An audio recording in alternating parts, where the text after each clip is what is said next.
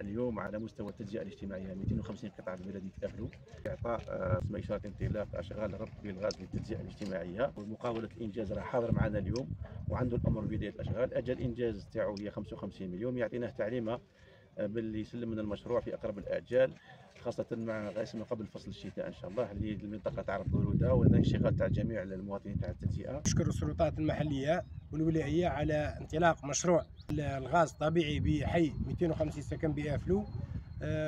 كما نشكر كل الذين ساهموا من بعيد ومن قريب على هذا المشروع. كنا نعاني معاناة كبيرة خاصة في فصل الشتاء. نتمنى إن شاء الله من المقاول في القريب العاجل قبل حلول فصل الشتاء إن شاء الله ينهي الأشغال، وربي يحفظكم إن شاء الله، والمجد والخلود لشهدائنا الأبرار.